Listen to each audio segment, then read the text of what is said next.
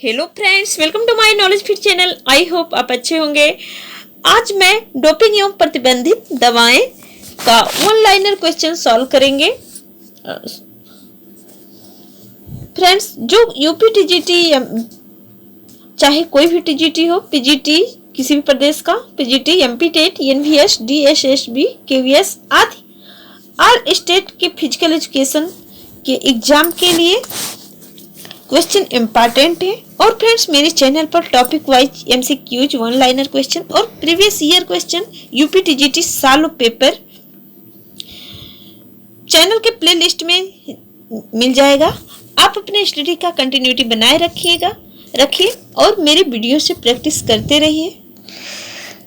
Friends, अगर video आपको लंबा लगे तो आप संयम बना के रुक करके देख सकते हैं, रोक के, और एक या दो बार देख लेने के बाद आपका टॉपिक क्लियर हो जाएगा। तो चलिए फर्स्ट क्वेश्चन स्टार्ट करते हैं।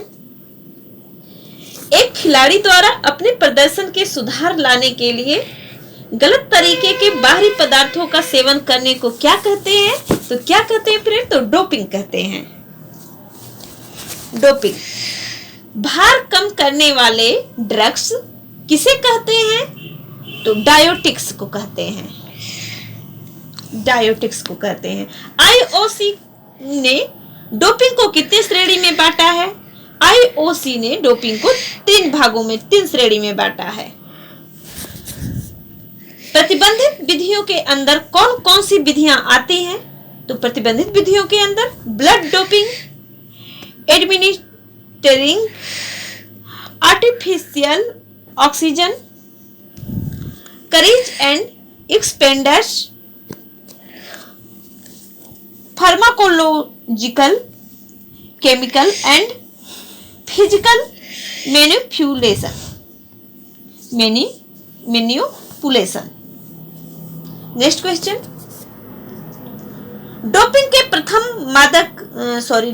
प्रथम वर्ग मादक पदार्थ सेवन वर्ग में कौन कौन से ड्रग्स आते हैं? तो इसमें आते हैं उत्तेजक दवाएं व दर्दनाशक दवाएं, एनाबॉलिक स्टीरॉइड व बीटा ब्लॉकर्स एंड डायरेक्टिक्स व पेप्टाइड हार्मोन और एनोजिप्स आते हैं। नेक्स्ट, मैराडोना, बेन जॉनसन आदि कई नामी ग्रामी खिलाड़ियों पर डोपिंग के कारण प्रतिबंध लगाया गया। वह कौन सा ड्रग्स था? नंड्रोलोन था। नंड्रोलोन। डोपिंग के अंतर्गत मूत्र के नमूने में कैफीन की मात्रा कितने UG/ml से अधिक होनी चाहिए? तो 12 UG/ml। डोपिंग के अंतर्गत मूत्र के नमूने में कैफीन की मात्रा कितने UG/ml से अधिक होनी चाहिए? तो 12 UG/ml होनी चाहिए। तो UG का फुल फॉर्म होता है फ्रेंड्स म्यू और G का फुल फॉर्म होता है ग्राम। तो म्यू ग्राम प्रति ml का मिली होगा। नेक्स्ट,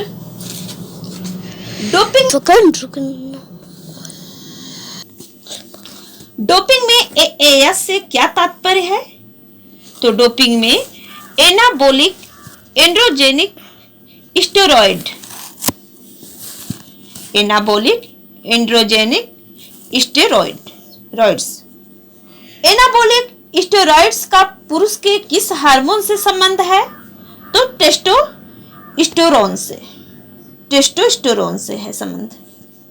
पुरुष या महिला के डोपिंग में सम्मिलित होने के काल के पश्चात डोपिंग छोड़ने पर किस हार्मोन का स्तर नीचा हो जाता है? तो टेस्टोस्टेरोन का हो जाता है नीचा। डोपिंग के अंतर्गत EPO से क्या तात्पर्य है? इससे तात्पर्य है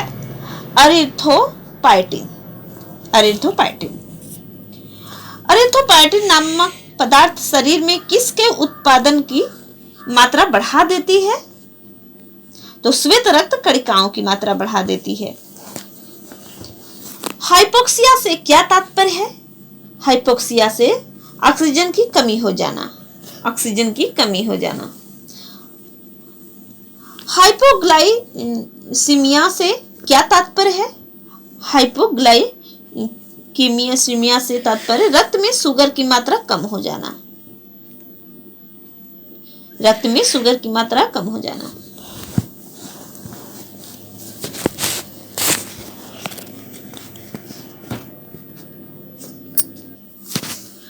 कैथेटराइजेशन नामक शब्द डोपिंग के अंतर्गत प्रतिबंधित विधियों से संबंधित है। इससे क्या तात्पर्य है?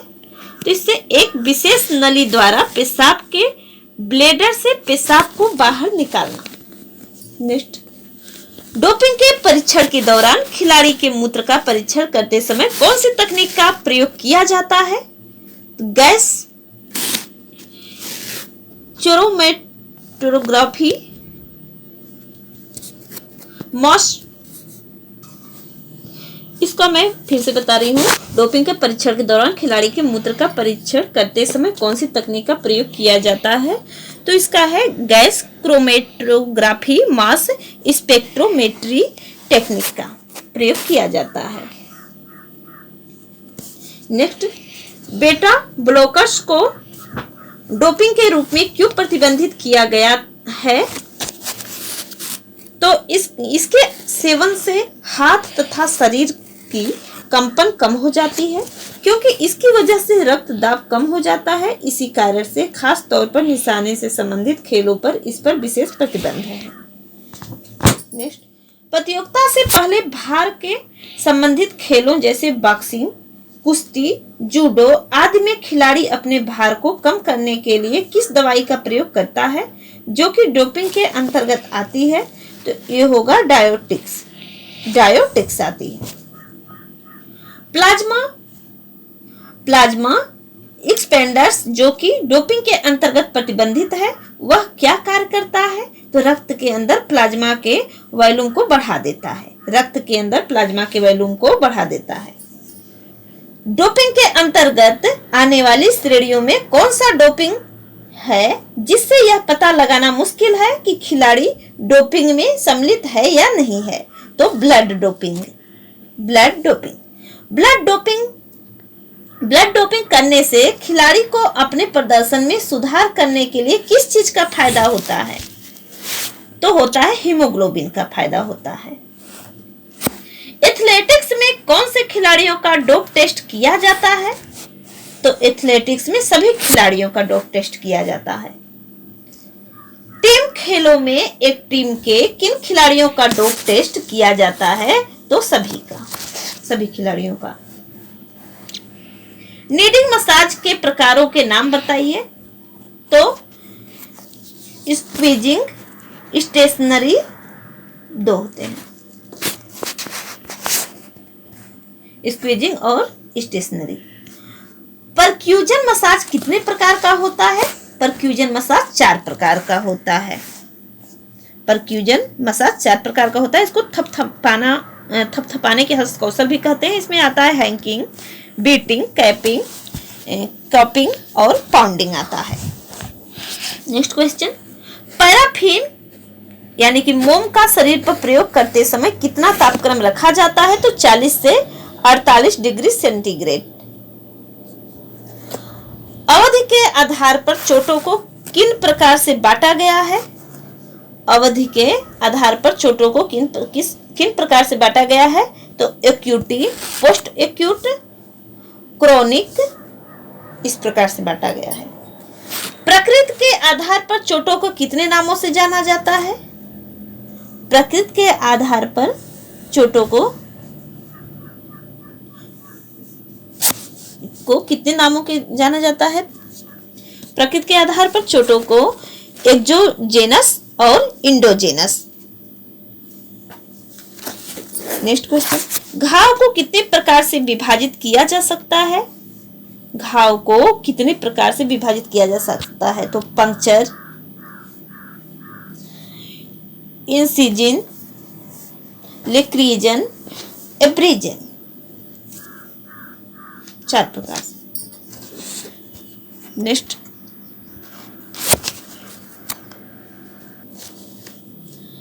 डोपिंग का पहला उदाहरण 1960 ईस्वी रोम ओलंपिक में पाया गया था। वो किस खेल से संबंधित था? तो साइकिलिंग से संबंधित था। डोपिंग का पहला उदाहरण जिस खिलाड़ी का था उसका नाम क्या है? तो न्यूट जिन्सन है, न्यूट जिन्सन। डोप टेस्ट प्रथम बार किस ओलंपिक में हुआ? डोप टेस्ट प्रथम बार ओलंपिक 1968 ईस्वी में, 1968 ईस्वी में हुआ। 1968 डोप टेस्ट प्रथम बार ओलंपिक में हुआ। वाडा का फुल फॉर्म क्या है? वाडा का full form world anti doping agency है, वर्ल्ड एंटी डोपिंग एजेंसी है। वाडा का गठन कब हुआ? वाडा का गठन 1999 ईस्वी में हुआ, 1999। वाडा का मुख्यालय कहाँ है? वाडा का मुख्यालय कनाडा में है। नाडा का फुल फॉर्म क्या है? नाडा का full form national anti doping agency है, नेशनल एंटी डोपिंग एजेंसी। नाडा का मुख्यालय कहाँ स्थित है? नाडा का मुख्यालय जवाहरलाल नेहरू स्टेडियम नई दिल्ली में है। नाडा का गठन कब हुआ? नाडा का गठन 2008 में हुआ। वाडा का गठन आईओसी की किस संस्था ने किया? International Olympic committee medical commission ने किया। International Olympic committee medical commission की स्थापना कब हुई? तो 1967 ईस्वी में हुई, 1967। आईओसी के डोपिंग के अंतर्गत विधियों एवं पदार्थों को कितनी श्रेणियों में विभाजित किया गया? तो 3 श्रेणियों में विभाजित किया गया है। नई दिल्ली जवाहरलाल नेहरू स्टेडियम में डोप टेस्ट सेंटर कब स्थापित किया गया? वो तो डोप टेस्ट सेंटर 1990 ईस्वी में, 1990 में। डोप टेस्टिंग में किसका सैंपल लिया जाता है? तो मूत्र का लिया जाता है, मूत्र का लिया जाता है। एएएस का फुल फॉर्म क्या है? एएस फुल फॉर्म है एएएस का एंड्रोजेनिक एनाबोलिक स्टेरॉइड्स। नेक्स्ट, वाडा का अध्यक्ष कौन है? वाडा का अध्यक्ष जान फे एसी है, जान फे एसी है। नाडा का डायरेक्टर जनरल कौन है? नाडा का जनरल डायरेक्टर कौन है? तो राहुल भटनागर है, राहुल भटनागर। वैज्ञानिक रूप से उन साधनों को क्या कहते हैं जिसके प्रयोग से खिलाड़ी अपने प्रदर्शन में सुधार लाता है? तो एरोगोजेनिक एड्स, एरोगोजेनिक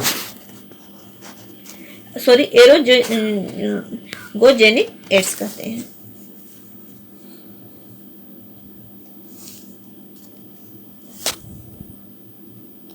एम्फेटामाइन क्या है? एम्फेटामाइन उत्तेजक दवा है, उत्तेजक दवा। उत्तेजक के अंतर्गत आता है, उत्तेजक के अंतर्गत एम्फेटामाइन व कैफीन एवं कोकीन आता है, एम्फेटामाइन व कैफीन एवं कोकीन आता है। कैफीन की कितनी मात्रा डोपिंग के अंतर्गत आती है? कैफीन की कितनी मात्रा डोपिंग के अंतर्गत आती है? तो 12 म्यूग्राम बाई 1 मिली में ज्यादा। किसे एर्गोजेनिक दवाई नहीं माना जाता है? तो नारकोटिक्स को एर्गोजेनिक दवाई नहीं मानी जाती है। हीरोइन किसके अंतर्गत आती है? हीरोइन नारकोटिक्स के अंतर्गत आती है। हीरोइन आती है नारकोटिक्स के अंतर्गत। नारकोटिक्स के अंतर्गत कौन से रसायन आते हैं? नारकोटिक्स के अंतर्गत हेरोइन तथा मेरोफिन व एल्फाप्रोडाइन तथा एनिलेरिडाइन आता है। कौन सा डोपिंग के अंतर्गत आने वाला पदार्थ एक भारोत्तोलक खिलाड़ी की मांसपेशियों को रैप्चर यानी टूटना कर देता है, जिसको कैरियर एडिंग इंजरी कहा जाता है? तो इसमें rapture narcotics androgenic anabolic steroid की तुलना पुरुष के किस हार्मोन से की जाती है? एल्डोस्टेरोन हार्मोन से। एंड्रोजेनिक का क्या अर्थ है? एंड्रोजेनिक का अर्थ है पौरुष तत्व। पौरुष तत्व। एनाबोलिक का क्या अर्थ है? एनाबोलिक का अर्थ टिश्यू बिल्डिंग है। टिश्यू बिल्डिंग है। नंड्रोलोन, स्टेनोजोलोन, टेस्टोस्टेरोन आदि रसायन किसके अंतर्गत आते हैं? ये सब आते हैं एनाबोलिक स्टेरॉइड्स के अंतर्गत। एनाबोलिक स्टेरॉइड्स के अंतर्गत आते हैं। एक सामान्य पुरुष में नंड्रोलोन की मात्रा मूत्र में कितनी होती है? एक सामान्य पुरुष में नंड्रोलोन की मात्रा मूत्र में कितनी होती है? तो लगभग 0.6 nanogram by milli of urine. ENG का नैनोग्राम होता है। डोपिंग में टेस्टोस्टेरोन के अंतर्गत प्रतिबंध कब लगाया जाता है? जब टेस्टोस्टेरोन तथा एपिटेस्टोस्टेरोन का अनुपात 10⁻1 से अधिक हो। 10⁻1 से अधिक हो।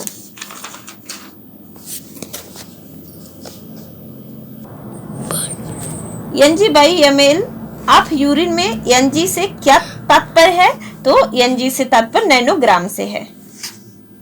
मैराडोना बेन जॉनसन नामक खिलाड़ी एनाबोलिक स्टेरॉइड के अंतर्गत किस रसायन के सेवन के कारण प्रतिबंधित किए गए? तो नैंड्रोलोन के कारण। IOC ने महिलाओं और पुरुष के लिए नैंड्रोलोन का कट ऑफ लेवल क्या निर्धारित किया? तो पुरुष के लिए 2 नैनोग्राम बाई मिलीग्राम और महिला के लिए 5 Ng/ml। डोपिंग में किसको वेट रिड्यूसिंग ड्रग्स कहा जाता है? डोपिंग में किसको वेट रिड्यूसिंग ड्रग्स कहा जाता है? तो किसको कहा जाता है फ्रेंड्स? डायोरेटिक्स को। डायोरेटिक्स को। महिला खिलाड़ी अपने मासिक धर्म को खेल के दिन महिला खिलाड़ी अपने मासिक धर्म को खेल के दिन न हो उससे पहले हो जाए उसके लिए किस ड्रग्स का प्रयोग करती है? तो डायोरेटिक्स का प्रयोग करती है। डायोरेटिक्स का प्रयोग करती है। नेक्स्ट, भार से संबंधित खेलों में कौन सा डोपिंग पदार्थ का प्रयोग किया जाता है? तो डायोरेटिक्स का प्रयोग किया जाता है। ब्यूमेटानाइट, क्लोरथालिडोन, ट्राइमलेरिन आदि रसायन किसके अंतर्गत आते हैं? ब्यूमेटानाइट, क्लोरथालिडोन, ट्राइमटेरिन आदि रसायन किसके अंतर्गत आते हैं? तो डायोटेरिक्स के अंतर्गत आते हैं। डायोरेटिक्स के अंतर्गत आते हैं। सिर्फ पुरुषों के लिए प्रतिबंधित है। सिर्फ पुरुषों के लिए क्या प्रतिबंधित है फ्रेंड? तो कोरियोनिक और गोनेडोट्रोफिन भी है। कौन सा प्रतिबंधित रसायन बोन मैरो के स्टेम कोशिका को RBC बनाने के लिए उत्तेजित करता है? कौन सा प्रतिबंधित रसायन बोन मैरो के स्टेम कोशिका को RBC बनाने के लिए उत्तेजित करता है? तो एरिथ्रोपोइटिन करती है। एंडोयूरेंस खेल वाले धावक किसका प्रयोग करते हैं? एंडोयूरेंस खेल वाले धावक किसका प्रयोग करते हैं? तो एरिथ्रोपोइटिन का प्रयोग करते हैं। कौन सा रसायन RBC के उत्पादन की दर को बढ़ाता है? तो कौन सा बढ़ाता है फ्रेंड? एरिथ्रोपोइटिन बढ़ाता है। एरिथ्रोपोइटिन रसायन RBC के उत्पादन की दर को बढ़ाता है। Tour de France cycling race 2009 में प्रथम स्थान प्राप्त करने वाला धावक का पदक किस प्रतिबंधित दवाई के सेवन की वजह से वापस ले लिया गया? तो ये ले लिया गया एरिथ्रोपोइटिन।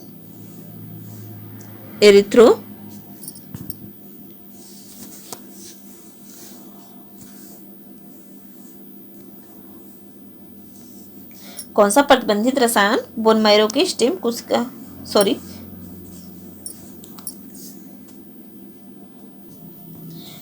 नेक्स्ट क्वेश्चन, एंड्योरेंस खेल वाले धावक किसका प्रयोग करते हैं? तो एरिथ्रोपोइटिन का।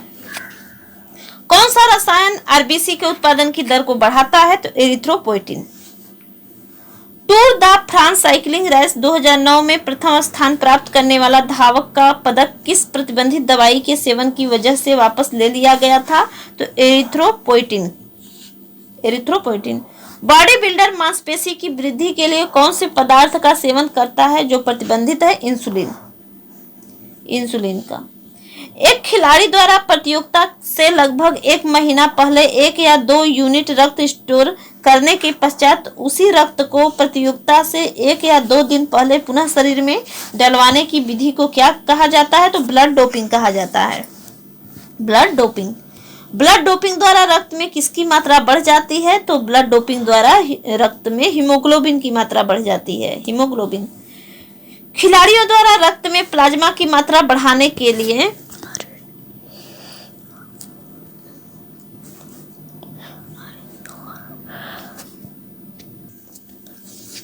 खिलाड़ियों द्वारा रक्त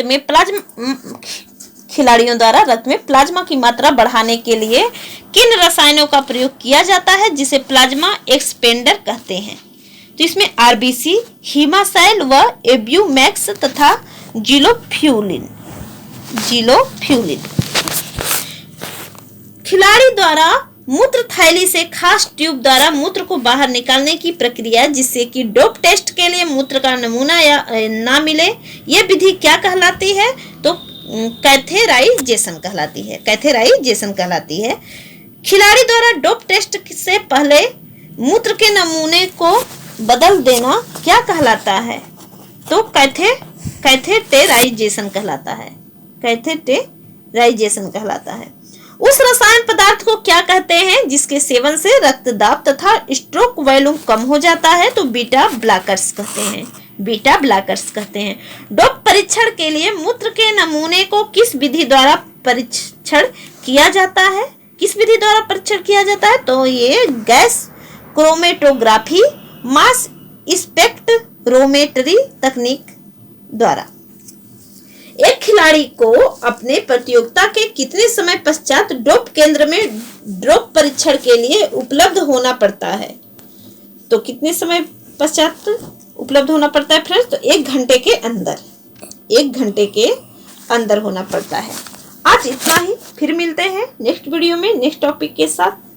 तो फ्रेंड्स, अगर आपको पसंद आए तो लाइक करिए, अपने ग्रुपों में शेयर करिए, सब्सक्राइब करिए और बेल आइकन दबाएं। तब तक के लिए जय हिंद फ्रेंड्स।